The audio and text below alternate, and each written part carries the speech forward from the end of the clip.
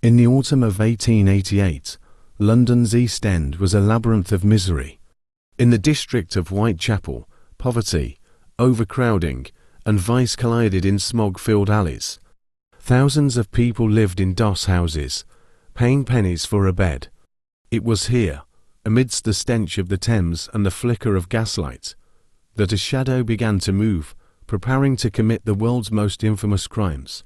On August 31st, the body of Mary Ann Polly Nichols was found in Bucks Row. She was a mother of 5 who had fallen on hard times.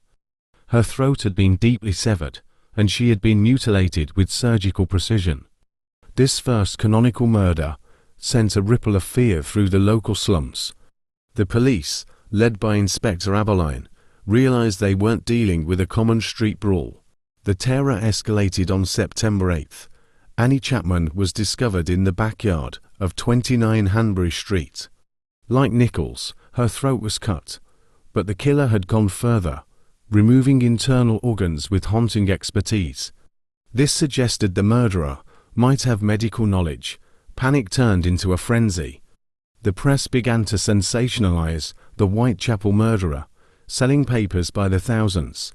On September 27th, a letter arrived at the Central News Agency and in Reading. It mocked the police and was signed with a name that would haunt history: Jack the Ripper. The writer promised to keep on reducing the population of unfortunates.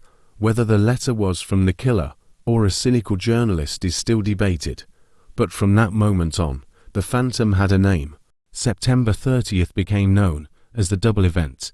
In the early hours, Elizabeth Stride was found in Dupfield's yard. Her throat was cut, but she wasn't mutilated, suggesting the Ripper was interrupted. Thirsting for more, he struck again within the hour. Catherine Eddowes was found in Mitre Square, her body horribly butchered. The killer was now a ghost, vanishing into the night. The police were desperate. They interviewed thousands and monitored butcher shops. Near the Eddowes scene, a chalk message was found on a wall. The Jews are the men that will not be blamed for nothing. Fearing an anti-Semitic riot, Commissioner Warren ordered it erased before it could be photographed, a move that many modern investigators believe destroyed a crucial clue. A week later, the From Hell letter was delivered to George Lusk of the Whitechapel Vigilance Committee. It arrived with a small box containing half a preserved human kidney, claimed to be from Catherine Eddowes. The writer claimed he had fried and ate the other half.